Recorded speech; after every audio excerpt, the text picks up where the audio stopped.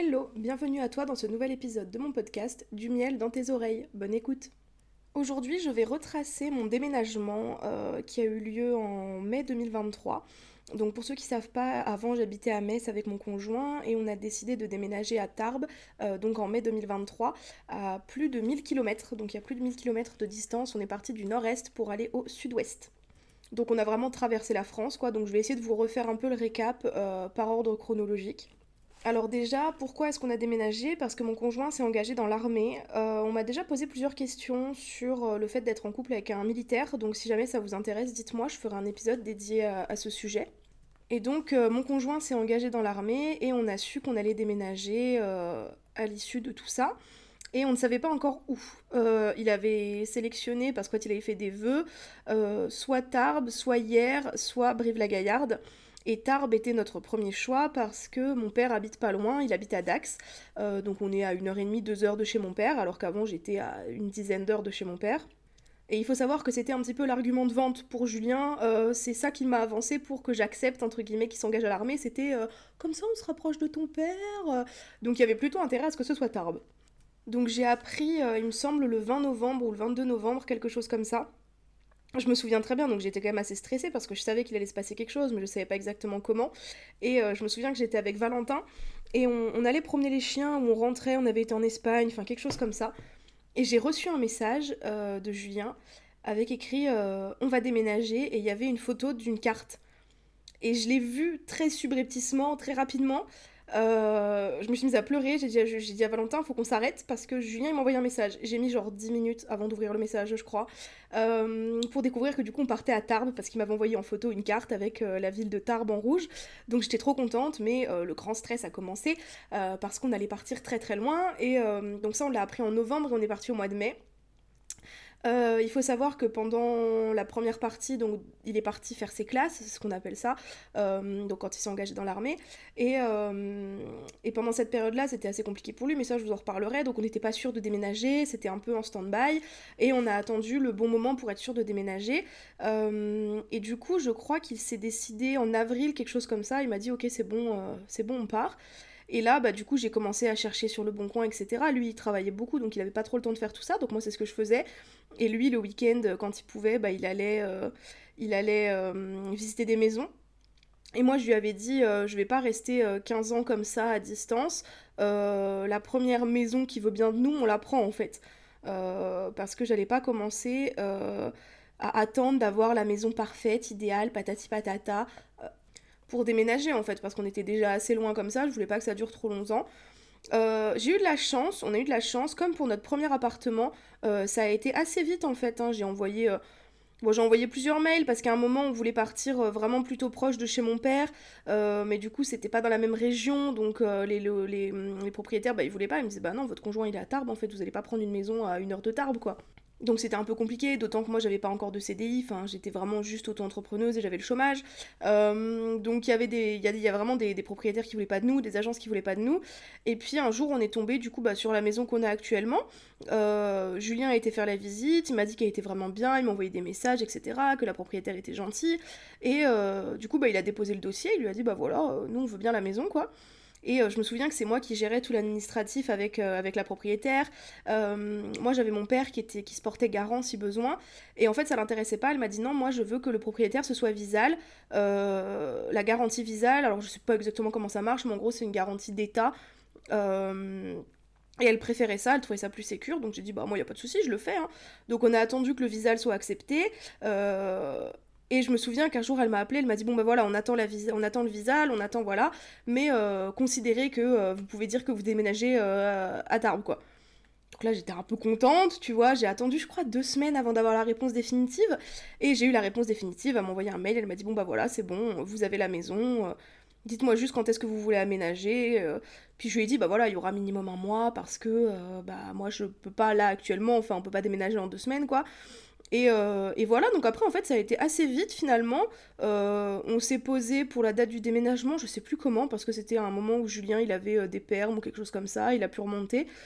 Lui il est remonté 1 ou 2 week-ends avant le déménagement pour m'aider bah, à finir les cartons. Mais on a eu moins d'un mois je crois, on a eu genre 3 semaines et demie, quelque chose comme ça. entre le moment où on a su qu'on déménageait et le moment où on déménageait. Et ça a été un peu stressant, forcément. Mais en soi, le début, ça a été, le plus long, ça a été après, une fois qu'on a emménagé. Euh, donc là, on a fait les cartons, bon bah voilà, rien de particulier, tout le monde sait comment ça marche un déménagement, hein. On a... J'ai tout de suite réservé le camion, alors on a payé, je crois, 860 euros, quelque chose comme ça, chez Rent-A-Car, pour avoir un camion de 20 mètres cubes, il me semble, ou 23 mètres cubes. On avait un peu peur que tout ne rentre pas, mais on a eu du bol, enfin on a eu du bol, on a bien prévu le truc parce que vu que Julien était monté plusieurs week-ends avant, déjà ne serait-ce que pour descendre ma voiture, parce qu'il fallait bien qu'il fasse une descente avec ma voiture et que moi après je descende avec la sienne le jour du déménagement. Et donc il est descendu avec ma voiture remplie à ras-bord de vêtements, etc. Et la propriétaire, elle nous avait déjà dit, bah, si vous voulez poser des trucs dans la maison, vous pouvez, il n'y a pas de locataire, enfin... Vous venez, vous me dites, je vous ouvre la porte, vous mettez des trucs dans la maison, quoi. Donc il a pu déjà descendre des gros sacs de fringues, donc mine de rien, ça prend de la place.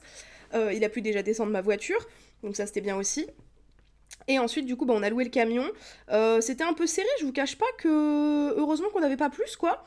Et là, avec tous les meubles qu'on a rachetés en déménageant, bah si on redéménage, faudra un plus gros camion, quoi. Hein, parce que 20 mètres cubes, c'était vraiment pas énorme. Là où on a failli se faire avoir, donc je pense que c'est important de le dire, c'est sur la... comment ça s'appelle, la caution du camion. Parce qu'en fait, ils nous demandaient 3000 euros de caution, je crois, en empreinte bancaire. Et en fait, bah, il fallait avoir minimum 3000 euros de plafond libre pour que la caution, elle passe, quoi. Parce qu'en fait, il fallait que l'empreinte bancaire... Enfin, après, voilà, c'est des trucs un peu techniques. Mais en gros, bah, moi, je pouvais pas parce que j'avais déjà payé le camion. Donc, mon plafond, bah, il était mort, quoi. J'avais payé le camion, j'avais payé plein de trucs. Forcément, un déménagement, ça coûte cher. Donc, moi, mon plafond, il était mort. Donc, heureusement que le frère de Julien nous a aidés et qu'il a mis sa carte à lui pour la caution. Mais on a eu un peu peur, ouais, que ça passe pas à ce moment-là.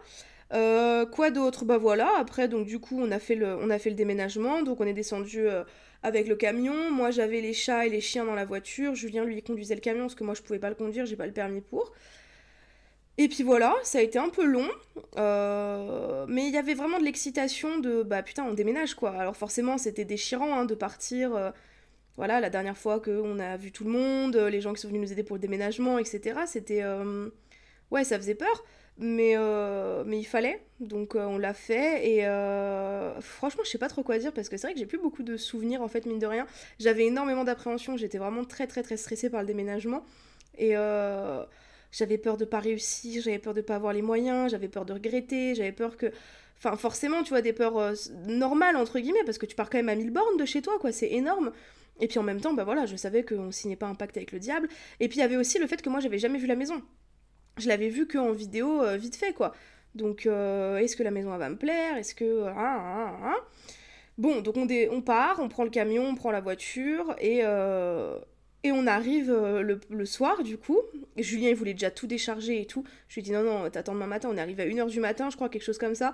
Je lui ai dit, tu vas gentiment attendre demain matin. Là, on va juste sortir le matelas et c'est tout. Bon, les chiens en voiture, nickel. Les chats, pareil. Franchement, ça a été... Saga, elle miaulait un petit peu. Elle était pas fan. C'était pas le meilleur moment de sa vie, je pense, la voiture, là, pendant 12 heures, voire plus. Mais globalement, ça s'est très bien passé. Le camion, on n'a pas eu de soucis du tout. Donc on arrive, on sort juste le matelas, les trucs pour les chats, les chiens et tout, la litière, voilà, basique. Et là, grosse crise de larmes. Je pleure, je pleure, je pleure. Parce qu'en fait, la maison, elle était pas du tout comme je l'avais imaginé. Je m'étais fait une image de la maison dans ma tête qui était pas du tout ce que je voyais. Je m'étais fait une image de la localisation de la maison qui était pas du tout ce que je voyais. Et puis la fatigue, et puis les émotions, et grosse crise de pleurs. Bah, on a fait une erreur, fallait pas qu'on fasse ça, je vais être malheureuse, nanani, nanana. Bref, du grand Gabriel. Hein. Mais logique en même temps, il y a forcément des phases de doute. Et là, voilà, il y avait la fatigue quand même dans les pattes, quoi, parce qu'on avait roulé toute la nuit, enfin, toute la journée, c'était très long, donc beaucoup de fatigue. Donc je pleure, je pleure, je pleure. On a dormi dans le salon, sur notre matelas. On a très bien dormi, mine de rien, parce qu'on était crevés. Et le lendemain matin, du coup, mon papa, il est arrivé pour nous aider à décharger. Puis alors, mon père et Julien, à deux sur le déménagement, ah bah ça a été à une vitesse. Vraiment, je sais pas pourquoi on s'embête à faire venir 15 personnes pour les déménagements, parce qu'en fait, il suffit de deux personnes hyper efficaces et ça va super vite, quoi. Vraiment, en 1 heure, ils avaient vidé le camion, je crois. Et en plus, il fallait que Julien ramène le camion, parce que moi, je peux pas rouler le camion. Donc, il fallait que Julien ramène le camion à à l'agence, parce qu'en fait, tu sais, tu peux louer maintenant sans aller-retour, donc en fait, tu loues que l'aller, et tu prends le camion à Metz et tu peux le laisser à Tarbes. Et du coup, il fallait que le dimanche, Julien dépose le camion à l'agence, et que moi, le lendemain, alors qu'il serait au travail, j'aille à l'agence pour dire, bah voilà, le camion, il est sur le parking, je vous le rends. Et en fait, on a eu du bol parce que quand il a ramené le camion à l'agence, il y avait la patronne, la directrice de l'agence qui était là. Et elle lui a dit, vous faites quoi? Il a dit, bah je rends le camion pour demain, je le dépose là. Elle a dit, non, bah c'est bon, je vous le fais tout de suite et tout. Du coup, il l'a fait. Donc nickel, hein, la caution, pas de problème, le camion était en bon état, voilà. Je me souviens qu'avec mon père, du coup, il nous a invités à manger. Et puis après, bah voilà, quand on commence l'aménagement, sachant que Julien n'a pas habité tout de suite à la maison, lui, parce qu'avec le travail, il était obligé de vivre encore un certain temps au régiment.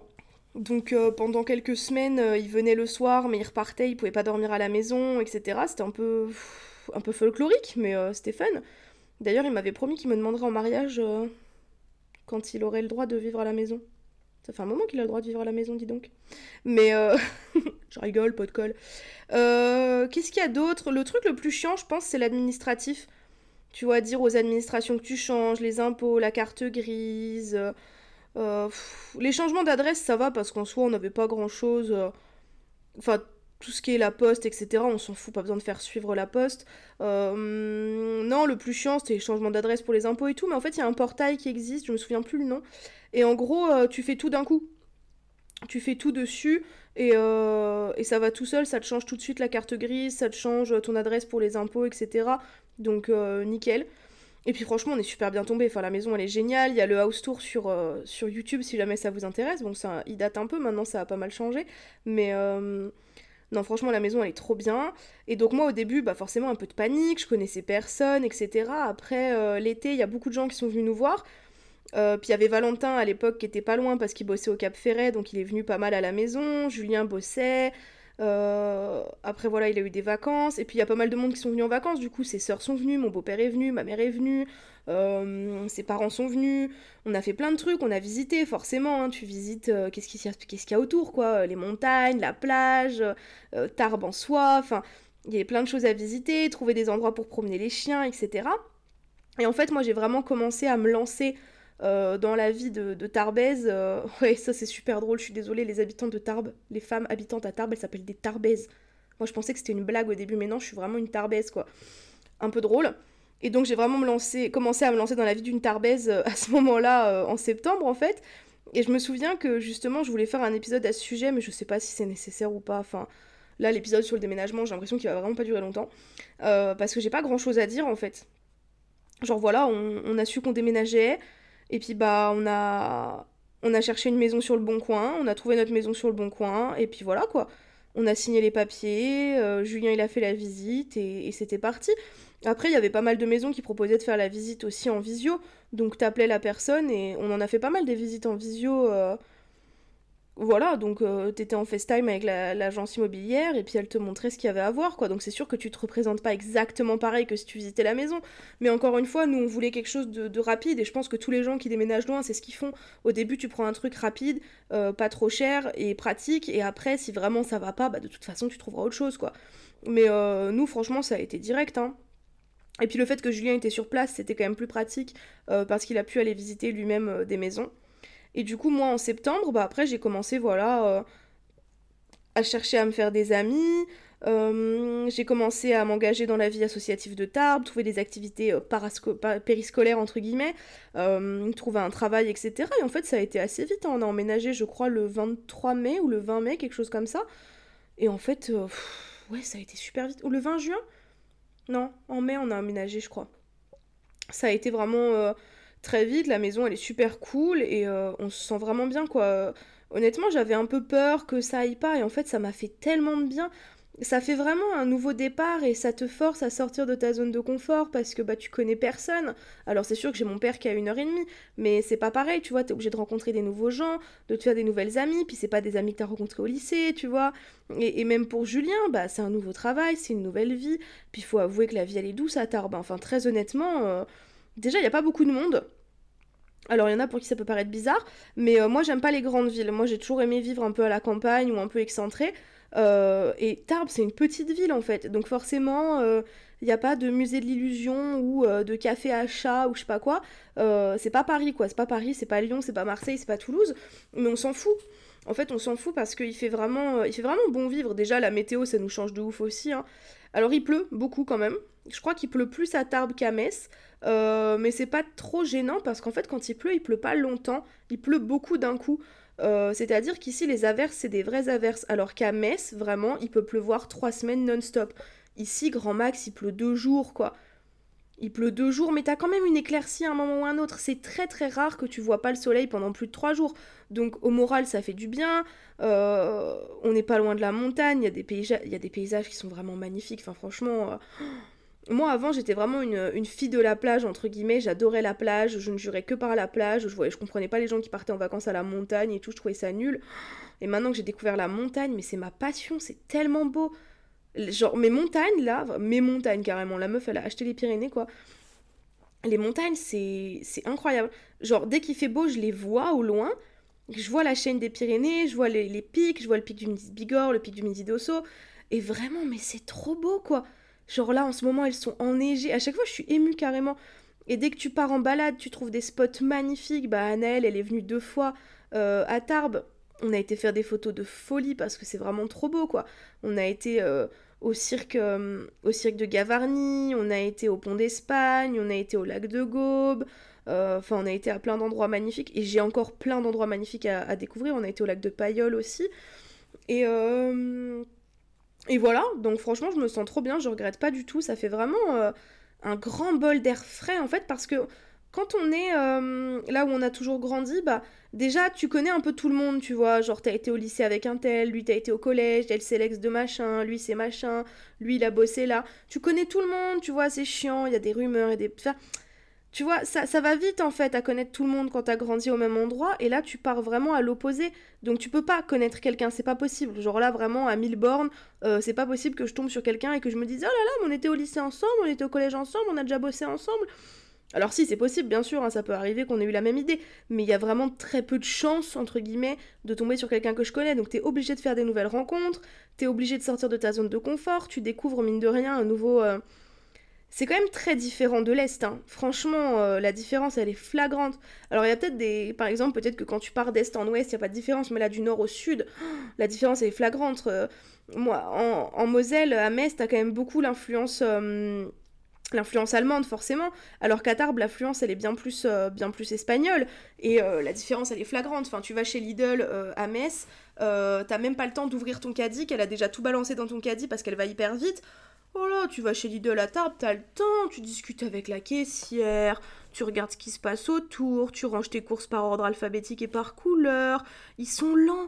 Ils sont lents, ils ont le temps, ils sont tout le temps en retard. Moi qui suis tout le temps en avance, je vous jure que ça m'a changé. J'ai appris. Alors j'ai pas appris à être en retard, calmons-nous, mais j'ai appris à prendre plus mon temps, à être un peu moins speed et à pas avoir besoin d'être tout le temps une demi-heure en avance, parce que de toute façon, je serai en avance. Même en n'ayant que 15 minutes d'avance, je serai en avance d'une demi-heure, parce que vraiment je prends en compte leur quart d'heure de bigourdan de retard maintenant, hein.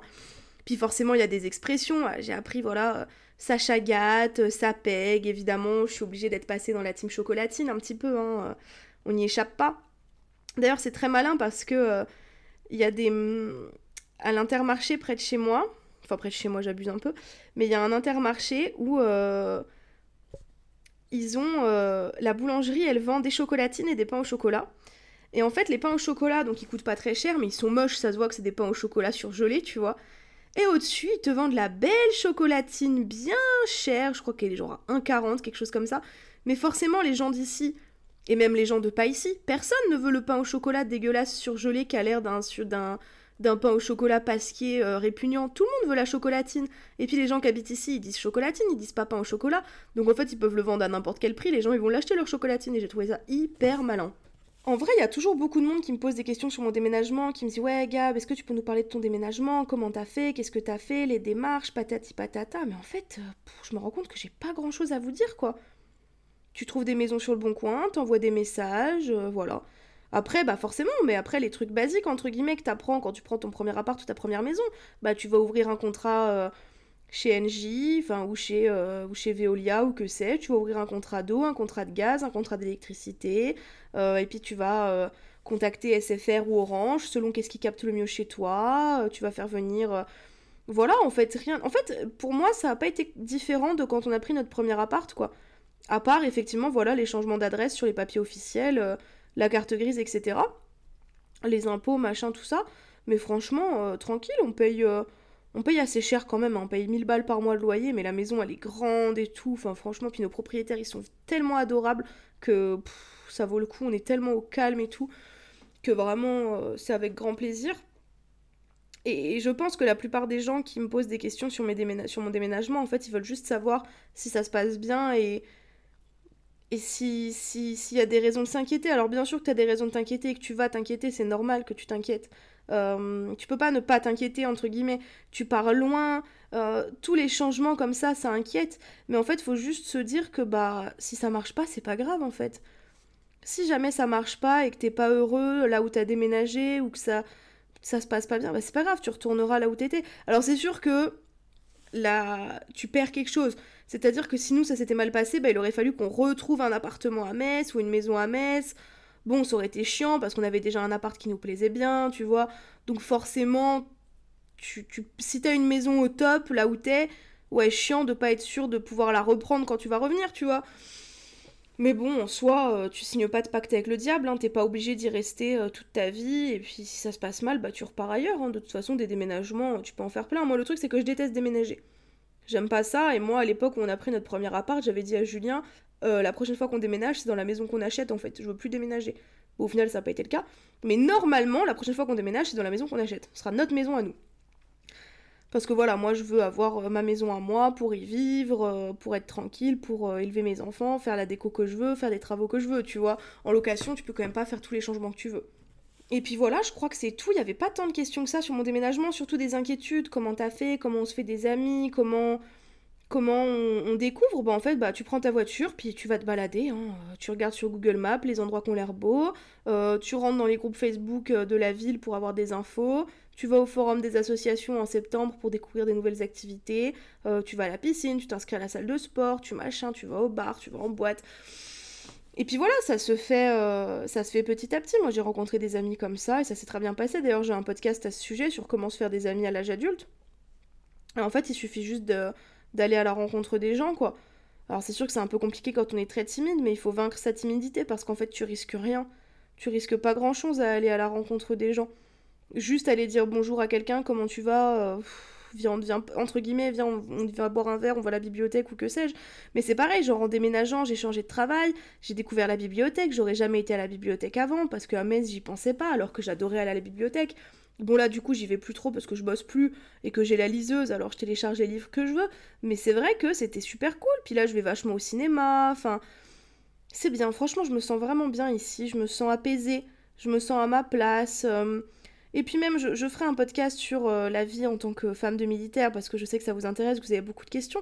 Mais je me sens vraiment à ma place, je me sens vraiment apaisée, je me sens bien. Je pense que c'était vraiment une très bonne décision. J'ai l'impression d'avoir vraiment fait un travail sur moi, d'avoir vraiment glow up entre guillemets. Et puis là, bah, je viens d'obtenir la RQTH, la CMI.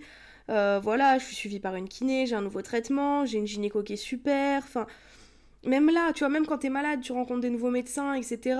Et c'est vraiment une grande bouffée d'air frais. Alors ça fait peur, faut se lancer, faut oser sauter. C'est vraiment comme un saut en parachute, quoi, ou un saut à élastique. Faut oser sauter, faut braver le danger et la peur. Et une fois que tu l'as fait, t'es trop content. Tu te dis putain, mais pourquoi je l'ai pas fait avant, quoi. Et en fait, c'est ça, c'est putain, pourquoi on l'a pas fait avant? Parce que c'est tellement bien. Alors après, ça veut pas dire que je voudrais redéménager par contre, hein, parce que voilà, chez certains militaires, il y a beaucoup de mutations. Les mutations m'ont zub. Moi j'ai dit à Julien, les mutations m'ont zub. Tout seul les mutations. Voire pas de mutation du tout. Donc on a fait en sorte qu'il n'y ait pas de mutation. Alors peut-être plus tard, mais dans l'immédiat, il n'y a pas de mutation, je n'en veux pas. C'était bien rigolo de déménager, voilà, t'as passé 10 ans au même endroit, tu déménages, tu redécouvres, blablabla. Bla bla bla. Ok, mais là c'est bon, ça fait qu'un an qu'on habite ici, tranquille, je vais y passer un moment, et après peut-être plus tard, pourquoi pas, quand j'en aurai marre et que je voudrais faire des nouvelles choses. Mais voilà, déjà, je pense que le contexte scolaire joue beaucoup. C'est-à-dire que dans une ville où t'as été à l'école, au lycée, au collège, etc., tu connais tout le monde, t'as tout fait. Là, vraiment, il n'y avait pas ce contexte scolaire, t'as pas des copains d'école, t'as pas... tu vois, les gens, tu les connais pas, t'as pas été à l'école avec, t'as pas été au lycée avec la sœur du cousin de ton père, de machin, de trucs. Donc là, ça fait vraiment... Je trouve que ça faisait vraiment du bien parce que tous mes amis, c'était des amis du lycée, entre... Ben, en fait, non, pas entre guillemets, tous mes amis, c'était des amis du lycée. Là, mes amis, c'est pas des amis du lycée, tu vois. Donc je pense pas avoir besoin de redéménager régulièrement pour vivre ça, parce qu'en fait je me suis déjà éloignée de ma ville berceau entre guillemets, tu vois, de là où j'ai grandi, et maintenant je peux être adulte ailleurs, mais vas-y, j'ai pas besoin d'être adulte à 15 endroits différents. En tout cas, moi je déteste déménager, vraiment j'aime pas ça. Faire les cartons, tout ranger, tout emballer, tout ressortir, tout réaménager, vas-y, chiant. Chiant, chiant de ouf. Par contre, je crois qu'on a assez bien géré parce qu'on n'a pas gardé de carton dans le garage trop longtemps en vrai. J'ai perdu plein de trucs, mais on n'a pas gardé les cartons dans le garage trop longtemps. Là, je crois que j'ai plus aucun carton dans le garage, hein. Non, c'est même pas, je crois, c'est sûr. Genre, je crois que 2 mois après, il y avait plus aucun carton dans le garage, quoi. Donc voilà, je sais pas si ça a répondu à toutes vos questions, mais encore une fois, si vous en avez d'autres, n'hésitez pas à m'envoyer un message. On me demande souvent comment j'ai trouvé ma maison, bah vraiment sur le bon coin, quoi. Enfin, franchement, je sais pas. Après, tu peux contacter des agences et tout, mais je pense que la plupart des maisons sont vraiment sur le bon coin, quoi. Enfin, tout le monde met sa maison sur le bon coin, entre guillemets, même les agences à mettre les maisons sur le bon coin. Après, pour acheter, je sais pas, mais pour louer, en tout cas, on a fait comme ça. Julien, il avait son salaire. Puis franchement, on a eu du bol parce que, en fait, notre propriétaire, elle aime bien les militaires, elle trouvait que c'était fiable et donc elle voulait un militaire, entre guillemets, un militaire ou un médecin ou quelque chose comme ça. Donc en fait, le fait que Julien soit militaire, ça lui a plu et c'est ça qui l'a convaincu de nous prendre. Euh, Parce que, bah voilà, je sais pas, il y a une espèce de sécurité de l'emploi qui est pas vraiment vraie. Parce qu'en plus, les militaires, des fois, c'est des petits contrats. Enfin, petits contrats, je crois que c'est 3 ans ou 2 ans le plus court. Mais ça reste pas un CDI, ni du fonctionnariat, j'allais dire, mais c'est pas ça. Ni le fait d'être fonctionnaire, tu vois. Donc en fait, ça pourrait en rebuter plus d'un. Moi, j'étais juste au chômage, j'avais pas encore d'emploi. Mais en même temps, c'est normal, tu déménages à 1000 bornes de chez toi, c'est logique que t'aies pas encore d'emploi, tu vois ce que je veux dire. Mais je gagnais quand même de l'argent, donc on avait quand même deux sources de revenus différentes. Euh, donc on a eu du bol que nos propriétaires nous fassent confiance. Et ils sont très contents de notre collaboration, j'allais dire. Ils sont très contents qu'on vive chez eux, ils sont contents de nous. Nous, on est contents d'eux aussi. Vraiment, on est très heureux. Puis je crois que c'est tout, hein, vraiment, j'ai pas grand chose d'autre à dire. Les questions qui reviennent tout le temps, c'est comment j'ai fait pour sauter le cap, etc. En fait, bah, je l'ai juste fait. Et je suis très contente de l'avoir fait. Et maintenant, bah, voilà. Je suis heureuse. Je crois que c'est tout. C'est pas l'épisode le plus palpitant du monde, mais écoutez, voilà, si ça plaît à certaines personnes, tant mieux. Si t'as des questions, n'hésite pas à m'envoyer un message. Si tu veux me partager quelque chose, n'hésite pas à m'envoyer un message. Je continue à bosser sur le podcast sur le deuil en tant que personne grosse. Il me reste encore quelques témoignages à récupérer, notamment auprès d'une thanatopractrice. Donc, n'hésitez pas à m'envoyer vos témoignages si vous en avez. Si vous avez vécu quelqu'un qui a un proche ou voilà, si vous avez connu quelqu'un qui a vécu de la grossophobie dans le deuil, enfin dans le décès en fait, n'hésitez pas à m'envoyer un message parce que ça portera sur un épisode de podcast qui sera assez lourd et sur lequel du coup j'essaie d'avoir vraiment beaucoup de documentation. Donc n'hésitez pas à m'envoyer un mail ou un message sur Instagram si vous avez quelque chose à dire à ce sujet-là. Et puis je crois que c'est tout, je vous souhaite une bonne soirée, une bonne journée, une bonne après-midi, une bonne nuit, ce que vous voulez. Je vous fais des bisous, merci d'avoir écouté cet épisode de mon podcast Du miel dans tes oreilles, à bientôt.